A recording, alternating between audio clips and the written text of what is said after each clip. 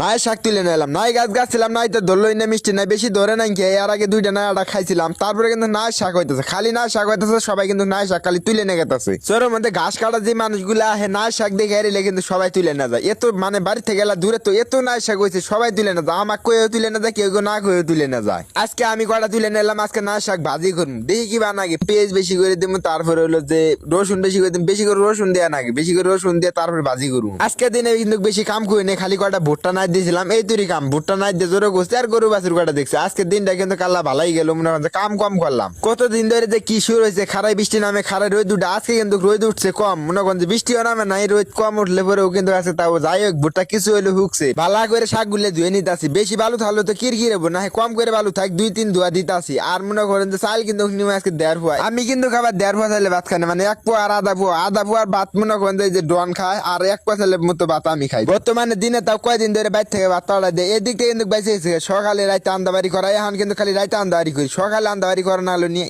কি যে ঝামেলা, সকালে বিকেলে আন্দাবাড়ি করা খুব ঝামেলা, আন্দাবাড়ি করাই ঝামেলা, একলার জন্যও কিন্তু খুব ঝামেলা। কপাল বেলা যে গ্যাসের চুলে আন দিতাও, তা নাহলে মাটির চুলে যদি ভাত তরকারি আন দিলাম নি, তাহলে মনে করেন যে ধুইমে হয়ে ভাত তরকারি আর আন দিয়ে ফেলাম নি, না মনে হয় না যে আন দিলাম নি। যেহেতু শাক ভাজুন তাই কিন্তু পেঁয়াজ রসুন বেশি করে নিতেছি, কাঁচামরিচ কিন্তু বেশি করে নিলাম, কাঁচামরিচ কিন্তু কিনে নিয়েছি নষ্ট হয়ে যাইতেছে গা, যাই হোক কাঁচামরিচ পেঁয়াজ রসুন বেশি করে দিমু। পাক শাক করা গেলে কিন্তু মেলা নাকি পেঁয়াজ রসুন আদা জিরা মশলা মানে মেলা কিছু, আমি কিন্তু খালি পেঁয়াজ আর রসুন আর হলদি করে মরিচে করে এই তুরি দিই, আর বেশি কিছু কিন্তু আর আমি কোনো কিচ্ছু দেই না। কয়দিন ধরে কিন্তু মাছও মারি না, কামে চাবে কিন্তু মাছ মারার যাওয়ার সময় পাই না, আবার মাছ মারা শুরু করবো, যে ভুট্টাটি বেচলে পরেই তারপরে মনে করেন মাছ মারা আবার শুরু করে দিই, মাছ মারবো আর খামু, তারপরে কিন্তু কোনো কামই নাই। তারপরে কাম থাকলে মনে করেন যে বিছান ফালানি, তারপরে ওয়াগারা, এছাড়া মনে করেন যে 2টা মাস ফ্রি আছে আর কি, 2 মাসের বেশি হবো কম হবো না, 2 মাসের মতো কোনো কাম করা লাগবো না, খালি শাক বাজার দিয়ে খাওয়াবো, তাই গেলাম একটা ডিমও ভাইজে নেই, তার হাতে কিন্তু ডিম ভাজা দেয়, কিন্তু ডিম কিন্তু ভাঙ্গা হয় না, ডিমের খুগলা হইতে ভাঙ্গিয়ে থাকে একবারে বেশি মুসমস হয়ে থাকে, কেউ কেউ এক বাড়িতে মনে করেন 2 ফাল্টা করে, আমি কিন্তু 2 ফাল্টা করা হয় না, খুগলা উপরে হাতে